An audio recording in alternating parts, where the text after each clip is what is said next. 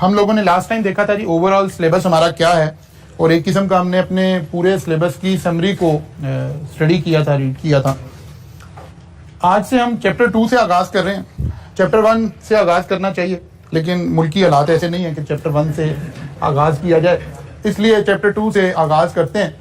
तो फिर चैप्टर 1 थोड़ा सा जरा पॉलिटिकली हालात कोई स्टेबल होंगे, तो क्योंकि वहाँ हमने सारी पॉलिटिक्स डिस्कस करनी है, उसके इम्पैक्ट बिजनेस पे डिस्कस करने हैं, तो काफ़ी एग्रेशन पाई जाती है लोगों के दरमियान में, तो ज़रा मोहतात रहना चाहिए कि चैप्टर 1 इन दिनों में रीड ना किया जाए। तो हम चैप्टर 2 से आगाज करते हैं। इससे पहले हमने थोड़ा सा लिंक इस्टेब्लिश करने के लिए काम किया था कि मैनेजरियल एनालिसिस, जो कि इस पूरे सब्जेक्ट का नाम है, इस पूरे सब्जेक्ट का हमारा एजेंडा है। इस एजेंडा के अंदर हम 2 काम कर रहे होंगे। एक हम इंटरनल एनालिसिस कर रहे होंगे, अपने बिजनेस की इंटरनल स्ट्रेंथ्स देख रहे होंगे, इंटरनल वीकनेसेस देख रहे होंगे, और सेकेंडली हम एक्सटर्नल देख रहे होंगे। इंटरनल के अंदर किस तरह की बातें होंगी कि हमारा HR कैसा है, हमारी टेक्नोलॉजी कैसी है, फाइनेंस में हमारी क्या वीकनेसेस हैं, क्या स्ट्रेंथ है, प्रोसेसेस जो बिजनेस प्रोसेसेस हैं वो हमारे स्ट्रेंथ कहाँ है, वीकनेसेस कहाँ है, कोई हमारे पास पेटेंट हैं, कॉपीराइट्स हैं, क्या वो हमारे स्ट्रेंथ है। एक्सटर्नल एनालिसिस में हम गवर्नमेंट पॉलिसीज के ऊपर गुफ्तगू करेंगे, जो कि चैप्टर 1 में एक्चुअली हमने स्टडी करना था, जिसको हमने थोड़ा सा फिलहाल डेफर कर दिया। कस्टमर के एंगल से, सप्लायर के एंगल से, इकोनॉमिक कंडीशन के एंगल से, जहां से आज हम आगाज कर रहे हैं, और राइवल्स के एंगल से, ये हमने देखा। फिर हमने कहा जी 2 चीजें स्टडी करनी होंगी, एक फेवरेबल क्या चीजें हैं और एक अनफेवरेबल क्या आ रहा है। फिर हमने कहा कि अगर हम इन सारी चीजों को स्टडी करने के लिए देखें तो हमारे पास टूल्स क्या होंगे, तो कैपेबिलिटीज है, BCG मैट्रिक्स है, वैल्यू चेन है, ये डिफरेंट मॉडल्स हैं जो हमने स्टडी करने हैं। और इधर एक्सटर्नल में हमारे पास एक पोर्टर 5 फोर्सेस है और एक पेस्टल है।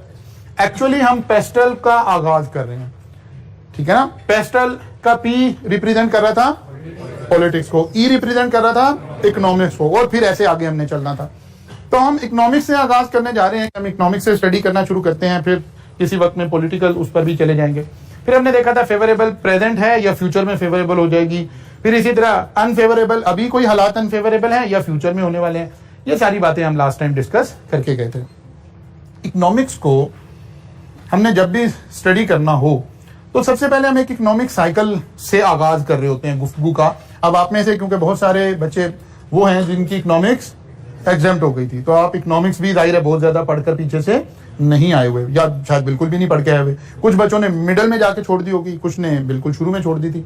तो हमें जहां जहां जरूरत पड़ेगी वो कोई प्रॉब्लम नहीं है, हम उन चीजों को थोड़ा सा देख लिया करेंगे, थोड़ा सा स्टडी कर लिया करेंगे। तो सबसे पहले हम इकोनॉमिक साइकिल की बात कर रहे हैं। इकोनॉमिक साइकिल इस तरह से इकोनॉमी हमारी मूव कर रही होती है। इकोनॉमी स्टेगनेंट नहीं रहती है, स्ट्रेट लाइन में मूव नहीं कर रही होती है। कभी इकोनॉमी अपवर्ड जा रही होती है और कभी इकोनॉमी डाउनवर्ड जा रही होती है। इस अपवर्ड एंड डाउनवर्ड जाने के प्रोसेस को हम क्या कह रहे होते हैं, इकोनॉमिक साइकिल। फिर यहां हम इस सब्जेक्ट में भी कुछ ऐड करेंगे, स्टैटिस्टिक्स की कुछ टेक्निक्स ऐड करेंगे, जहां से आप या कभी आपने QM के पेपर में एक बेसिक सी कुछ चीजें पढ़ी थी, रिग्रेशन एनालिसिस और इस तरह की चीजें, लाइन ऑफ बेस्ट फिट और ये चीजें, equation of the straight line, ये सब इसीलिए पढ़ा जा रहा था कि आइंदा आने वाली जिंदगी में हमें कहीं इसकी थोड़ी थोड़ी जरूरत पड़ रही होती है। हम क्या करते हैं, ये इकोनॉमी का जो एक साइकिल चल रहा है, इसकी एक बेस्ट फिट लाइन निकालते हैं, मीन एवरेजेस निकालते हैं, लाइक इस तरह से एक ड्रॉ करते हैं, और इसको हम कहते हैं ये हमारा क्या है, ट्रेंड लाइन है हमारी इकोनॉमी की, ठीक है ना। एवरेज इकोनॉमी ऐसे मूव कर रही है, लेकिन इकोनॉमी नेचुरली मूव ऐसे नहीं कर सकती स्ट्रेट लाइन में। अगर ऐसे इकोनॉमी मूव करने लगे फिर तो सब कुछ तबाह हो जाए ना, फिर तो चले ही कुछ ना। अल्लाह का बनाया हुआ जो निजाम है वो ये इकोनॉमिक साइकिल से ही सारा कुछ चल रहा है।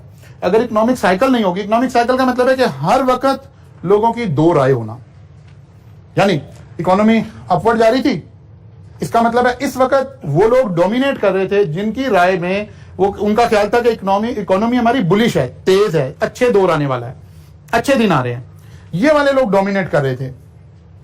लेकिन इसके बाद लोगों ने कहा नहीं, बस मैक्सिमम अच्छाई आ गई हुई है, अब इससे आगे चीजें क्या हो जाएगी, खराब हो जाएंगी। इसको हम बुलिश ट्रेंड कहते हैं, इसको हम बेरिश ट्रेंड कहते हैं। डिफरेंस ऑफ ओपिनियन अगर नहीं होगी इकोनॉमी में, अगर डिफरेंस ऑफ ओपिनियन ना हो तो 1 घंटा इकोनॉमिक साइकिल हमारा चल नहीं सकेगा। मसलन अगर आज हमें सबको लगे कि यार प्रॉपर्टी में बहुत अच्छा दौर आ रहा है, प्रॉपर्टी बड़ी बुलिश है, तो प्रॉपर्टी में इन्वेस्टमेंट करनी चाहिए, और हम 22 करोड़ अवाम सभी की यही राय हो, तो हम सब इन्वेस्टमेंट कहां करेंगे, कहीं भी नहीं करेंगे, प्रॉपर्टी में नहीं करेंगे, कहीं भी नहीं करेंगे। हु विल सेल, सेलर कहां से आएगा, जब हम सबकी राय यह है कि इकोनॉमी में इन्वेस्टमेंट करनी चाहिए, प्रॉपर्टी में इन्वेस्टमेंट करनी चाहिए, बुलिश है, तो सेलर तो है नहीं, तो इकोनॉमिक्स तो आपकी वहीं खत्म हो गई। स्टॉक एक्सचेंज में जाएं, अभी तो चले ओपन नहीं हुई और 11 बजे 10:30 बजे ट्रेडिंग शुरू हो जाती है।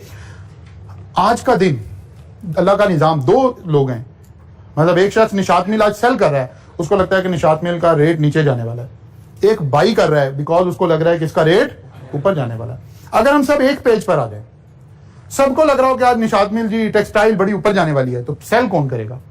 तो इकोनॉमिक साइकिल असल में बिल्ड ही इसी वजह से हो रहा है कि डिफरेंस ऑफ ओपिनियन की वजह से बिल्ड हो रहा है। लेकिन अनफॉर्चुनेट इवेंट ये है कि कायनात का जो सबसे बड़ा अल्लाह की लॉजिक कायनात में, जिससे पूरी कायनात का निजाम चल रहा है, हम उसको खत्म करने पर आ जाते हैं। एज इंसान हम डिफरेंस ऑफ ओपिनियन बर्दाश्त ही नहीं करते हैं, हम दूसरे को काफिर कहना शुरू कर देते हैं, हम दूसरे को कुछ भी कहना शुरू कर देते हैं बिकॉज वो मेरे नजरियात से डिफर कर रहा है। हम कहते हैं जी ये तो काफिर है जी, ये तो मुर्तद है जी, ये तो चोर है जी, ये तो डाकू है जी।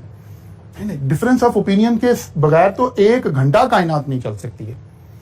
चाहे वो डिफरेंस रिलीजन का हो, चाहे वो सोच का हो, चाहे वो वेल्थ का हो, किसी भी चीज का हो, चाहे हीट का हो। हीट आपने फिजिक्स वगैरह जो बच्चे पढ़कर आए वहां कॉन्सेप्ट हम पढ़ते हैं हीट डेथ, कि जब कायनात में सारी चीजों का टेम्परेचर सेम हो जाएगा तो बस हीट डेथ हो जाएगी और कायनात का निजाम धर्म भरम हो जाएगा।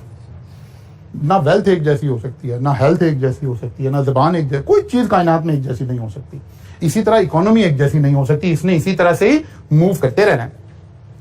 इकोनॉमिक साइकिल जब हम इस तरह ड्रॉ कर लेते हैं तो ये जो मैक्सिमम चीज नजर आ रही है इसको हम पीक बोल रहे होते हैं। ठीक है, यहां ये पीक आ गई है। कभी आपने क्यूएम के अंदर मैक्सिमम एंड मिनिमम का एक कॉन्सेप्ट पढ़ा था, ठीक है ना? अच्छा जी, इसी तरह से जो लोएस्ट पॉइंट है उसको क्या बोलते हैं? अब ये जो साइकिल है, जब हम लोएस्ट लेवल से हाईएस्ट लेवल पर इकोनॉमी मूव कर रही होती है, इकोनॉमी लोएस्ट लेवल पर खड़ी है, इकोनॉमी में ग्रोथ आना शुरू हुई, अब इकोनॉमी पॉजिटिव की तरफ जा रही है, या इकोनॉमी मैक्सिमम पर खड़ी है और मिनिमम पर आना शुरू हुई है। तो जब हम इधर से इधर जा रहे होते हैं, बॉटम से अप की तरफ जा रहे होते हैं, तो हम इसको रिकवरी बोलते हैं, ठीक है ना? कि इकोनॉमी में रिकवरी आ रही है या इकोनॉमी में एक्सपेंशन आ रही है। या जब रिवर्स हो रहा होता है तो फिर इसको क्या बोलते हैं? रिसेशन आ गया है या कॉन्ट्रैक्शन आ गई है। तो ये चंद बुनियादी बातें हैं जो आपने असल में इकोनॉमिक्स में कहीं इधर उधर पढ़कर आनी थी, तो हमने थोड़ा सा उसको रिकैप कर लिया है, उतनी सी बातों को जो हमें यहां यूटिलाइज करनी पड़ रही होंगी अपने सब्जेक्ट में, जो हमें इनकॉर्पोरेट करनी पड़ रही होंगी।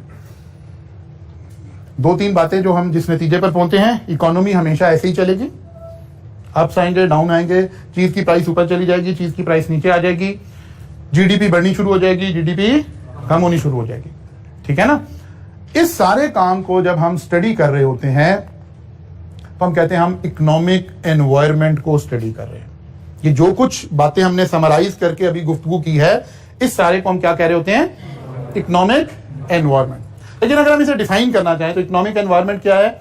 All external economic factors that influence buying habits of consumer and business and therefore affect the performance of the company. वो कहते हैं all external factors, तमाम के तमाम एक्सटर्नल फैक्टर जो इन्फ्लुएंस करें, मींस अफेक्ट करें किस पर? Buying habit of consumer, customer, consumer. जो लोग कंज्यूमर हैं उनकी बाइंग हैबिट के ऊपर जिस भी चीज से इफेक्ट आ रहा हो, उन सारी बातों को मिलाकर हम क्या कह रहे हैं? ये क्या है? इकोनॉमिक एनवायरनमेंट है। अच्छा जी, यानी हर वो फैक्टर जो कंज्यूमर हैबिट को इन्फ्लुएंस करे और हमारी कंपनी की परफॉर्मेंस पर उसका इंपैक्ट आए। अब इंपैक्ट क्या आ सकता है? 2 इंपैक्ट आ सकते हैं, पॉजिटिव भी आ सकता है, नेगेटिव भी आ सकता है, ठीक है ना?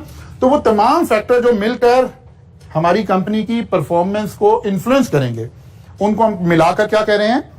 Economic environment. लेकिन इकोनॉमिक एनवायरनमेंट को हम 2 हिस्सों में डिवाइड कर लेते हैं, micro economic environment and macro. Micro का क्या मतलब हुआ?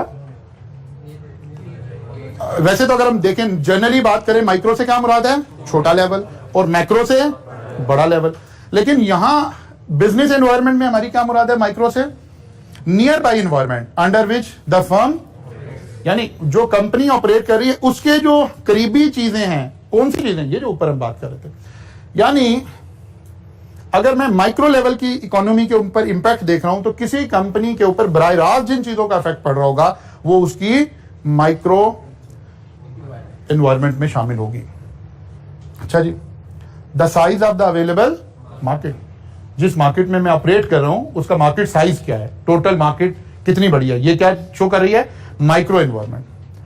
Demand for the companies product, जिस कंपनी की मैं प्रोडक्ट बना रहा हूं मेरी कंपनी की डिमांड कितनी है, मार्केट कितनी है और उसकी डिमांड कितनी है, ये सारी बातें हम कहां स्टडी कर रहे होंगे, माइक्रो एनवायरमेंट के अंदर।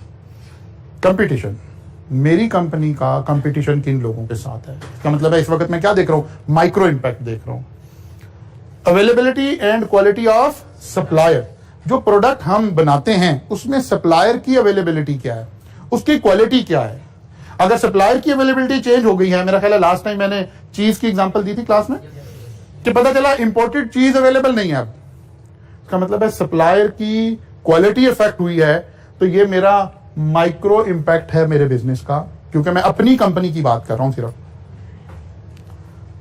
Reliability of the companies distribution chain, जो हमारा डिस्ट्रीब्यूशन चैनल है यानी चीजों को सप्लाई करने का जो चैनल है वो कितना रिलायबल, कितना स्ट्रांग है, हम कितना बेहतर अंदाज से चीजें लोगों को डिलीवर कर जाए। अगर हम इस तरह की गुफ्तगू कर रहे हैं अपनी कंपनी से रिलेटेड तो इसका मतलब है हम क्या डिस्कस कर रहे हैं, micro economic environment of our company, immediate impact. और अगर इसका सफेद जो है, इसका जो एंगल है उसको जरा बड़े लेवल पर ले जाएं तो फिर हम उसको क्या बोलना शुरू कर देते हैं, मैक्रो इकोनॉमिक्स।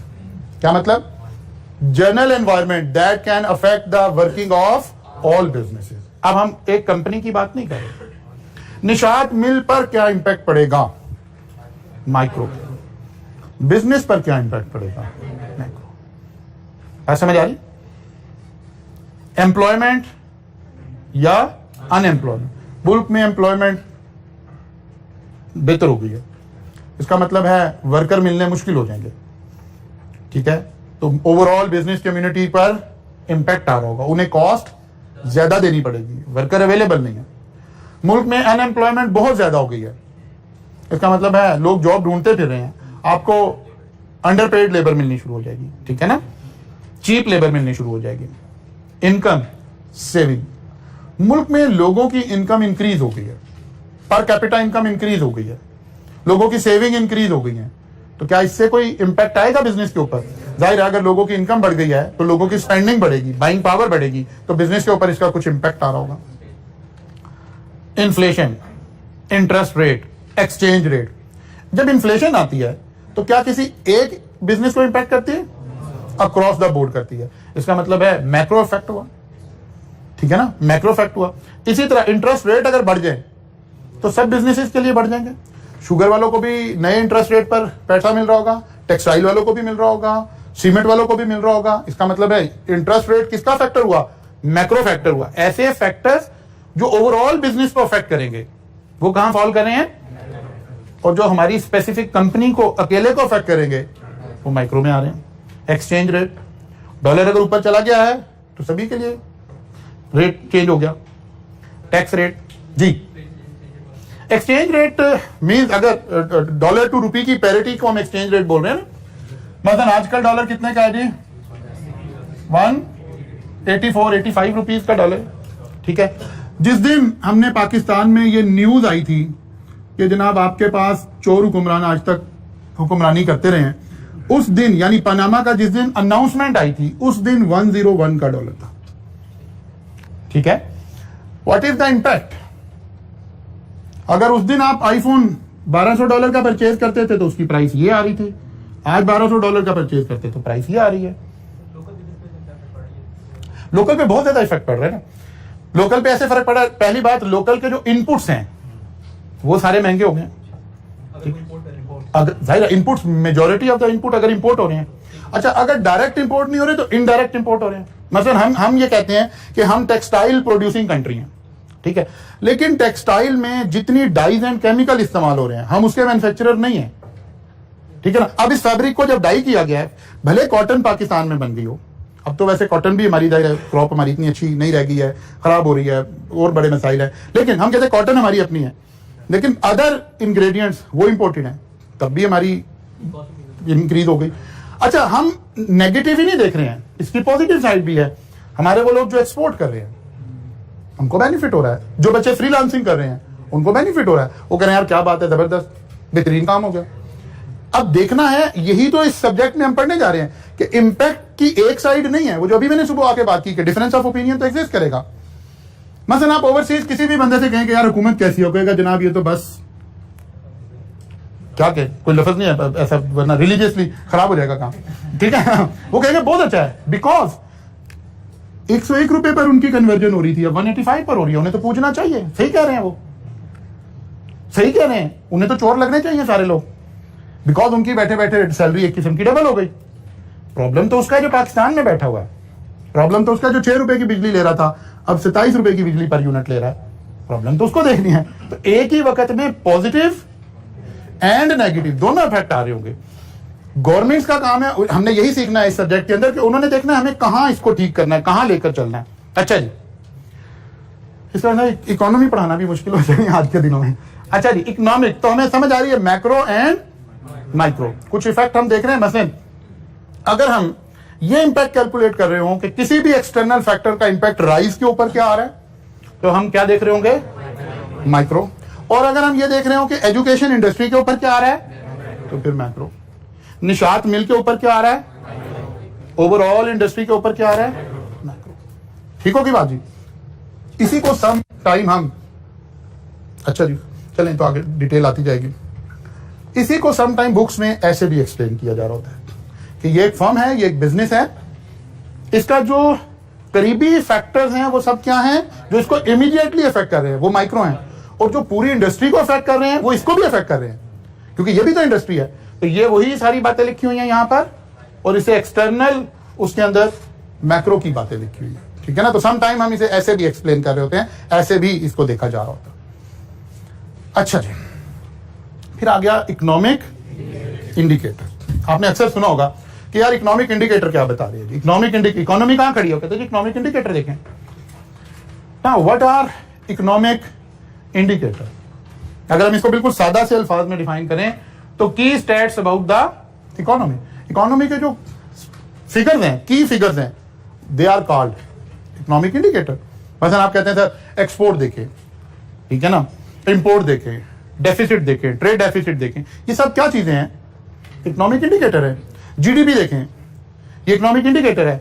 डॉलर का रेट देखें, ये इकोनॉमिक इंडिकेटर है, ठीक है ना। तो वो जो की स्टैट्स ऑफ द इकोनॉमी है उसको हम क्या बोलते हैं, इकोनॉमिक इंडिकेटर। इकोनॉमिक इंडिकेटर से हम करते क्या हैं, दो काम लेते हैं।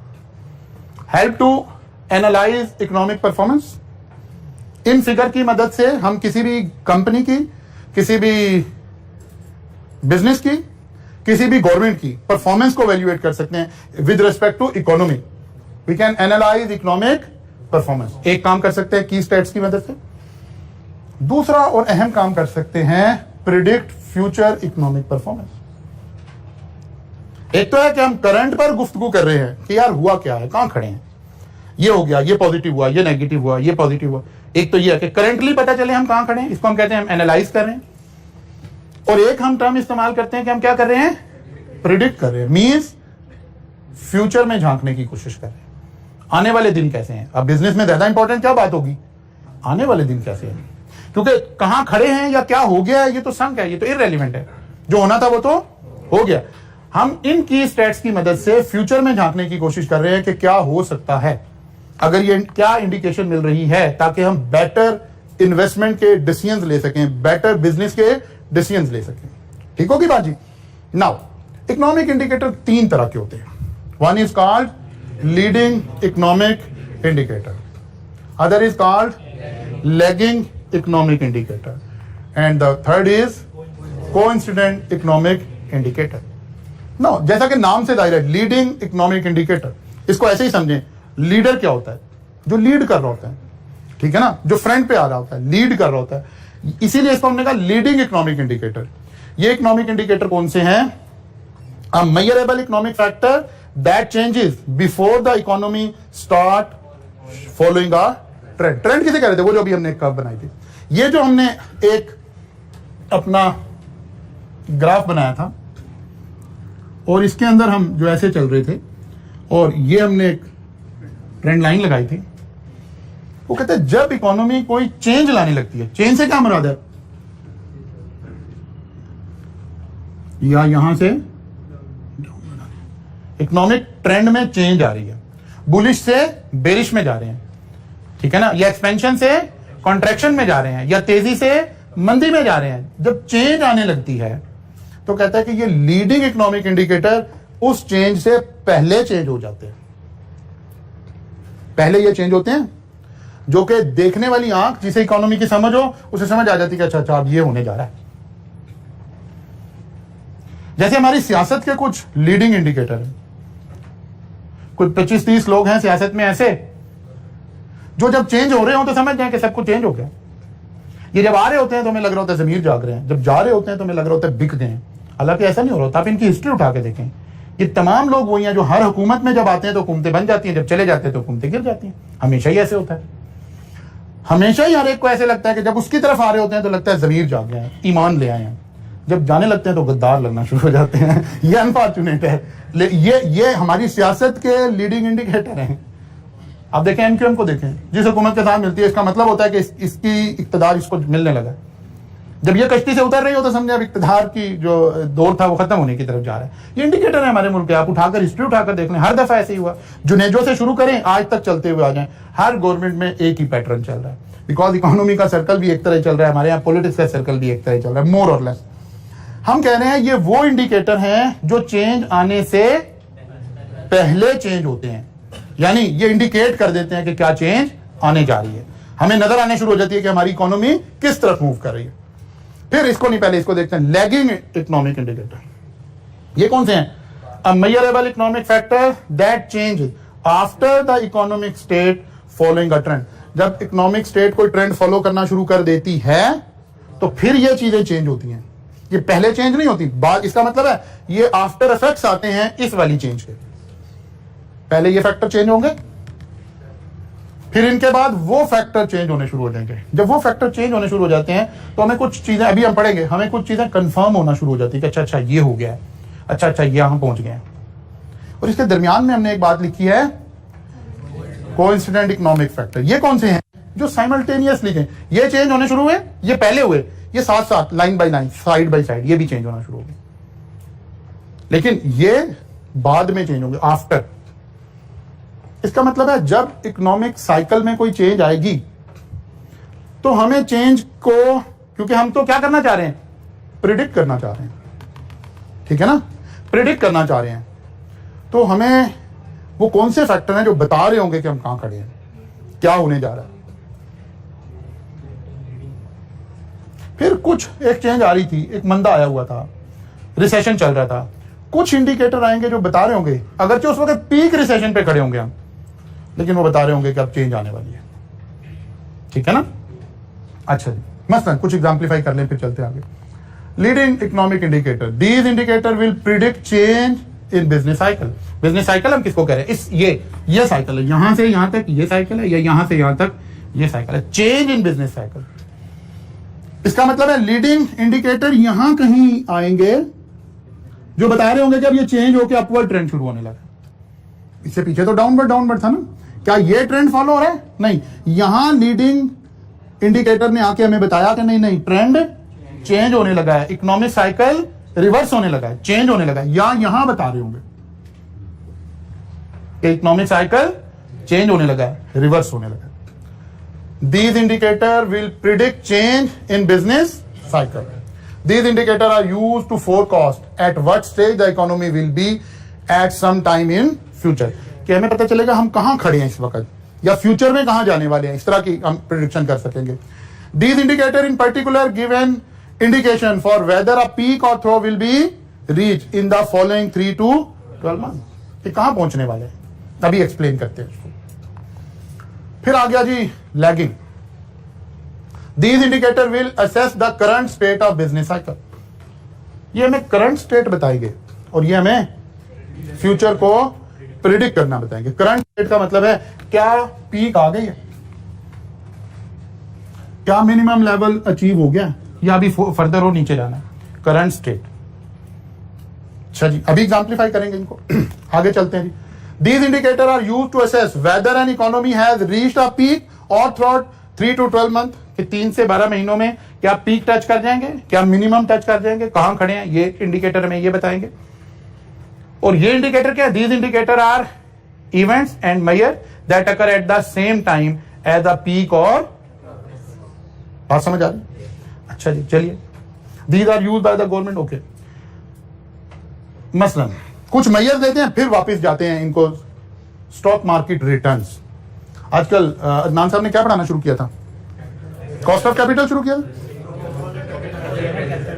प्रोजेक्ट अप्रेजल से, एनपीवी आईआरआर उधर से शुरू किया। Okay okay, cost of equity नहीं अभी शुरू किया। इसके बाद 2 4 5 10 लेक्चर के बाद आप वहीं पहुंच जाएंगे। वहां हम क्या कैलकुलेट कर रहे होंगे?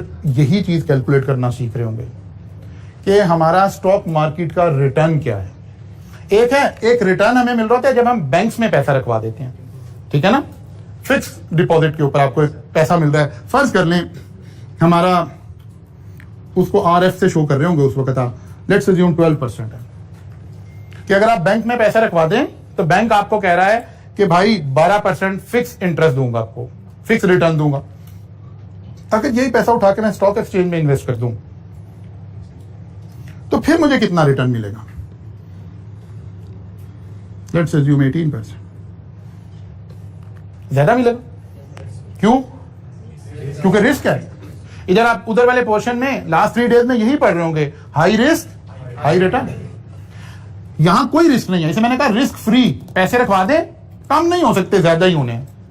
स्टॉक एक्सचेंज में इन्वेस्टमेंट की ज्यादा भी हो सकते हैं, कम भी हो सकते हैं, इसको हम रिस्क बोल रहे हैं। तो कह रहे मार्केट के जो रिटर्न्स हैं वो भी एक इंडिकेटर है। अगर स्टॉक मार्केट के रिटर्न्स बढ़ रहे हैं, इंक्रीज हो रहे हैं, तो ये बता रहा है कि इकोनॉमी एक्सपेंशन की तरफ जाने वाली है, ठीक है ना। अगर यहां हमें लगा कि एकदम से रिटर्न स्टॉक एक्सचेंज के बढ़ने शुरू हो गए हैं तो हमें पता लगना चाहिए कि यार बूम आने वाला है, ठीक है ना। हम कहां जाने वाले हैं? एक्सपेंशन में जाने वाले हैं। इकोनॉमी में क्या आ रहा है? बूम आ रहा है। तो ये हमें इंडिकेट कर रहा होगा इसका। या अगर यहां खड़े हैं और स्टॉक मार्केट के रिटर्न गिरने शुरू हो गए हैं तो हमें प्रिडिक्ट कर लेना चाहिए कि इसका मतलब है आगे रिसेशन आने वाला है, ठीक हो गया बाजी। इसी तरह से दूसरा इंडिकेटर आ गया, इंडेक्स ऑफ बिजनेस कॉन्फिडेंस। लोगों का बिजनेस में कितना कॉन्फिडेंस है जी।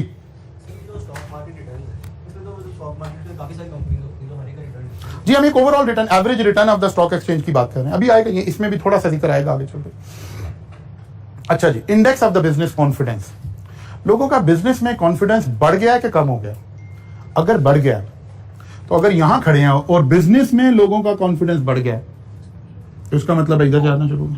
और अगर यहां खड़े हैं और लोग कह रहे हैं यार इससे अच्छा तो प्लॉट खरीद के रख लो, मतलब बिजनेस में, मैन्युफैक्चरिंग में, ट्रेडिंग से उनका इंटरेस्ट कम हो रहा है, कॉन्फिडेंस कम हो रहा है, कहां चल जा रहे हैं? इन्वेस्टमेंट में जा रहे हैं। तो इसका मतलब है फिर रिसेशन आने वाली है सामने, ठीक है। कभी आप अपने मुल्क में प्रॉपर्टी और स्टॉक एक्सचेंज के रिलेशन को स्टडी करेंगे। अब जब जाहिर आपका थोड़ा टेस्ट डेवलप होगा, थोड़ी चीजें आप देखना शुरू करेंगे, तो ये इनडायरेक्टली रिलेशन है इनका।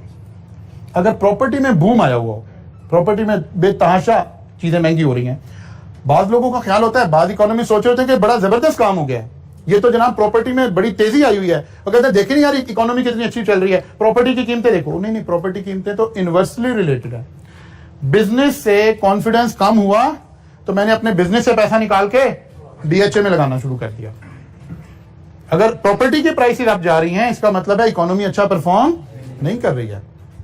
बिजनेसेस में अगर पैसा लग रहा है, मुझे लगा कि प्लॉट खरीदने से बेहतर है इंडस्ट्री लगाई जाए, ये इकोनॉमी में ग्रोथ आ रही है, ये रियल ग्रोथ है, यहां से इकोनॉमी तरक्की कर रही है। तो इसको हम कह रहे हैं इंडेक्स ऑफ बिजनेस। फिर तीसरा आ गया मैन्युफैक्चरर्स न्यू ऑर्डर। मतलब हम कहते हैं जी टेक्सटाइल हमारी अगले 2 साल की ऑर्डर बुक है, ये इंडिकेट कर रहा है कि फिर इकोनॉमी में बूम आने वाला है। हम कह रहे हैं जी सीमेंट फैक्ट्री तो पैक है, अपनी पूरी कैपेसिटी पे खड़ी है, इसका मतलब है इकोनॉमी में बूम आने जा रहा है। मैन्युफैक्चरर्स के पास अगर नंबर ऑफ ऑर्डर बढ़ने शुरू हो गए हैं, भले आप रिसेशन नीचे जा रही थी इकोनॉमी, इसने इंडिकेट कर दिया कि इकोनॉमी वापस जाने लगी है।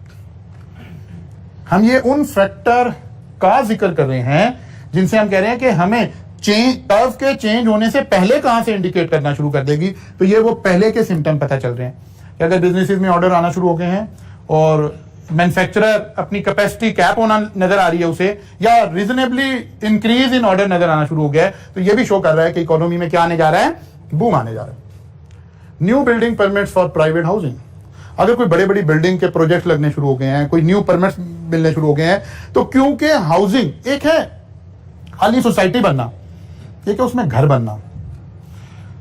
हाउसिंग बिजनेसेस जब भी तरक्की करना शुरू करते हैं तो इसके साथ क्योंकि बहुत सारी अलाइड इंडस्ट्री इन्वॉल्व है, तो फिर कंस्ट्रक्शन के साथ कोई कहा जाता है कोई 20-25 इंडस्ट्रीज हैं जो लिंक में हैं, तो फिर अगर हाउसेज ज्यादा बनने शुरू हो जाएं, घर बनने शुरू हो जाएं, तो इसका मतलब है कि फिर ये सारी इंडस्ट्री में तो बूम आना शुरू हो जाएगा। जब 30-35 तरह की इंडस्ट्री में बूम आ रहा होगा तो ओवरऑल इकोनॉमी में भी बूम आना शुरू हो जाएगा। सीमेंट ज्यादा बनेगी, फला चीज ज्यादा होगी, फला चीज ज्यादा होगी, तो एक ओवरऑल बूम आना शुरू हो जाएगी। ये भी इंडिकेशन हमें कर रही होगी।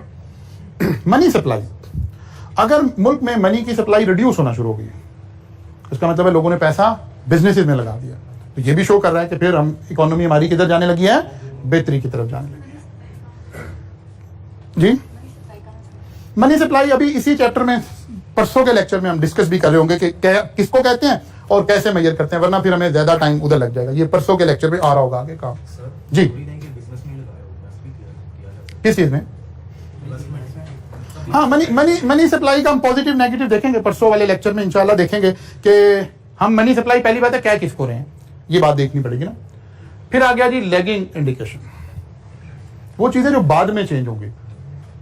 Consumer price index, level of inflation, अगर मुल्क में इन्फ्लेशन बढ़ रही है तो ये भी इंडिकेशन है कि मुल्क की जो इकोनॉमी का जो ग्राफ था वो ऐसे चल रहा था। इस टाइम पे इन्फ्लेशन हमेशा ज्यादा हो रही होगी।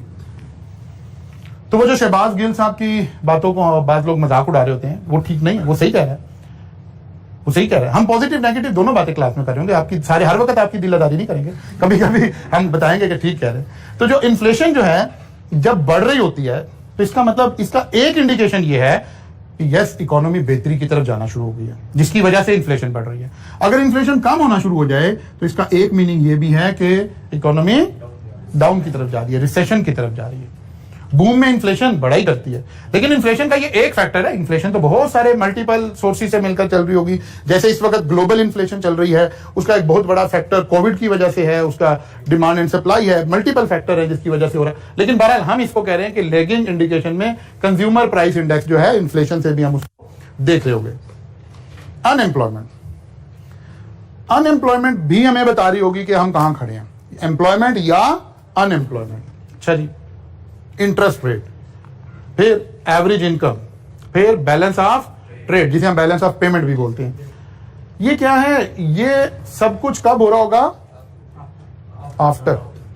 मतलब इकोनॉमी आज ठीक होने की तरफ जाने लगी है तो बैलेंस ऑफ पेमेंट तो ठीक नहीं हो जाएगा ना फौरन से, इंटरेस्ट रेट तो फौरन से चेंज नहीं हो जाएगा, हमारी पर कैपिटा इनकम तो फौरन चेंज नहीं हो जाएगी, पर कैपिटा इनकम तो बाद में चेंज। इकोनॉमी यहां से मूव की, अब इकोनॉमी मूव करते करते यहां ये एवरेज लाइन थी हमारी ट्रेंड लाइन, जिसको अब आकर इफेक्ट आने शुरू हो गए। अब आकर शायद हमारा बैलेंस ऑफ पेमेंट भी ठीक हो गया होगा, इंटरेस्ट रेट पर भी जो इम्पैक्ट आना था आ गया होगा, एम्प्लॉयमेंट अनएम्प्लॉयमेंट पे भी कुछ इफेक्ट आना शुरू होंगे, बिकॉज कुछ चीजें चेंज होंगी तो उसके इफेक्ट ट्रांसलेट होंगे।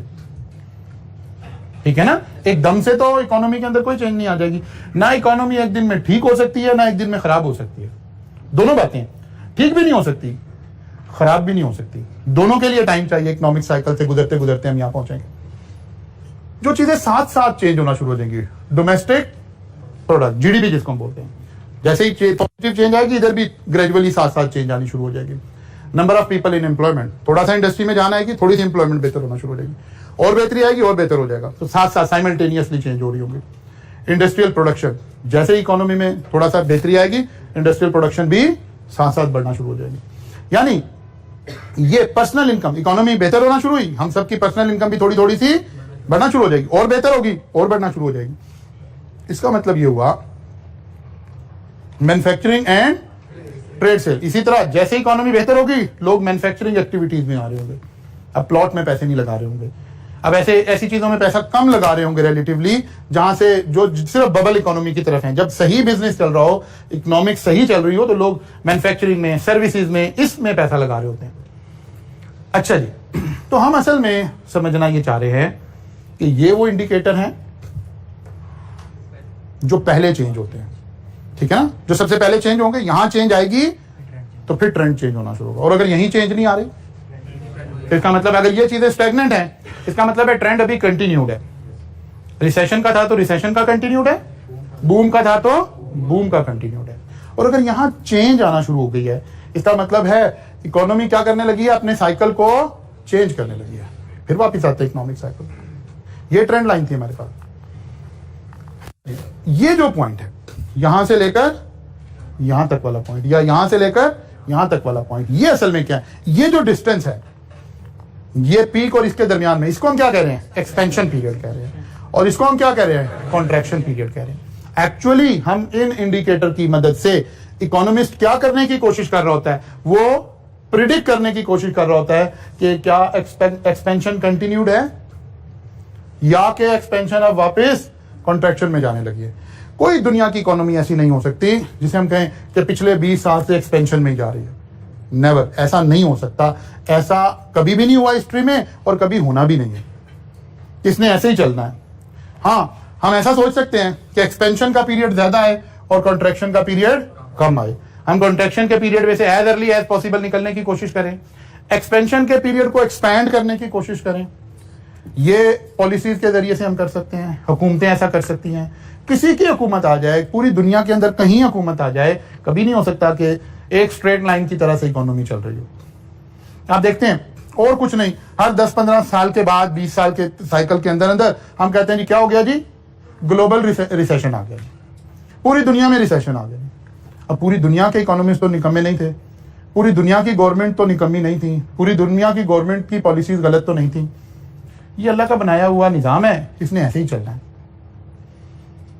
बीइंग ए प्रोफेशनल हम क्या कर रहे हैं, हम इन इंडिकेटर की मदद से ये देखने की कोशिश कर रहे हैं, ये झांकने की कोशिश कर रहे हैं कि हमारी इकोनॉमी या तो इस वक्त कहां खड़ी है या आने वाले वक्त में कहां खड़ी होगी।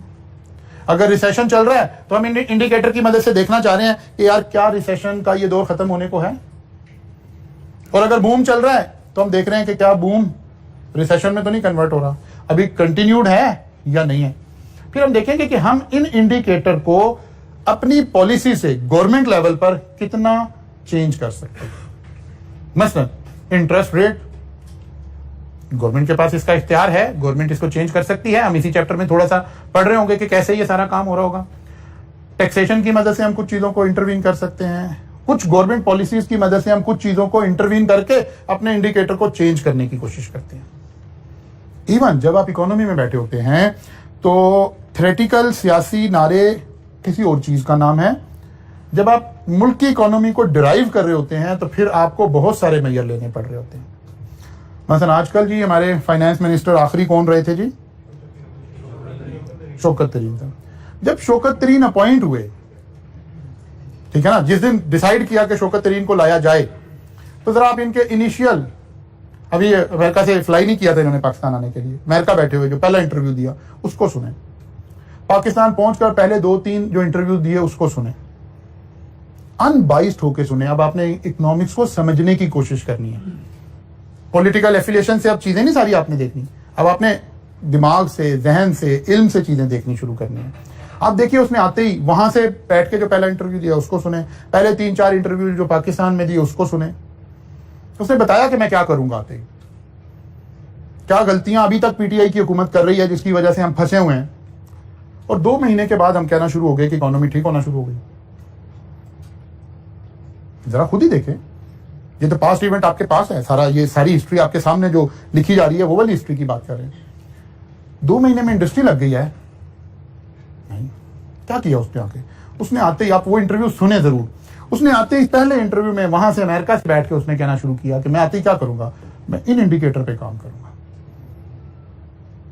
उसने बताया, गवर्नमेंट ने उसको नॉमिनेट किया और वो सबसे बड़ा मुखालिफ के तौर पर वो इंटरव्यूज दे रहा था।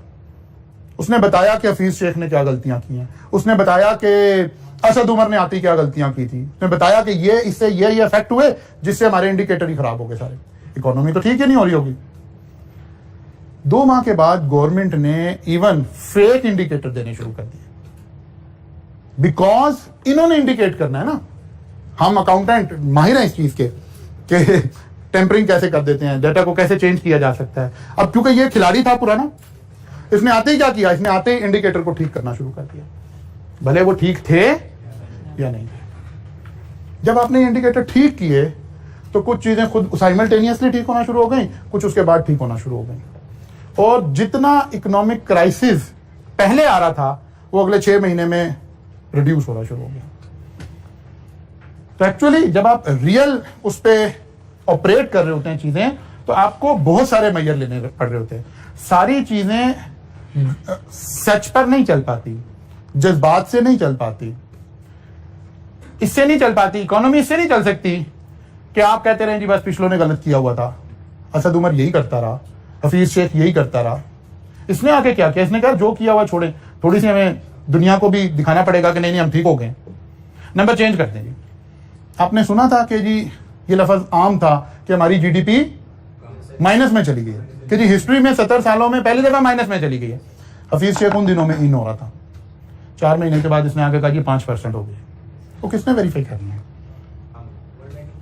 वो सब मेरे डाटा से ही करना है ना, इस आगदार भी यही करते थे।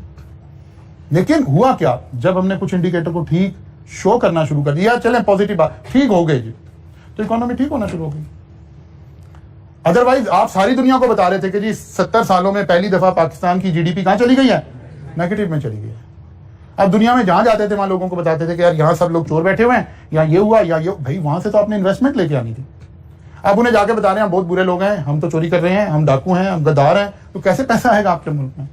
इन्होंने आके इस चीज को थोड़ा सा कहा कि यार ये आप क्या कर रहे हैं, अब इकोनॉमी को इकोनॉमी के तरीके से चलाएं। तो 6 माह के अंदर ही हमें फिर इकोनॉमिक रिवाइवल नजर आना शुरू हो गया। तो actually these indicator are really very important.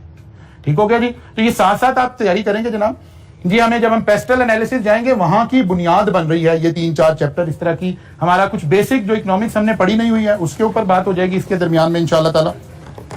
Notes मैंने फोटोकॉपी शॉप को व्हाट्सएप कर दिए, आप लेने जाएंगे तो वहां से मिल जाएंगे। अगर वो आपको कह रहा हो कि नहीं है तो उसे कहना कि अपना व्हाट्सएप चेक कर ले, ठीक है, मैंने सर उसको व्हाट्सएप किया हो।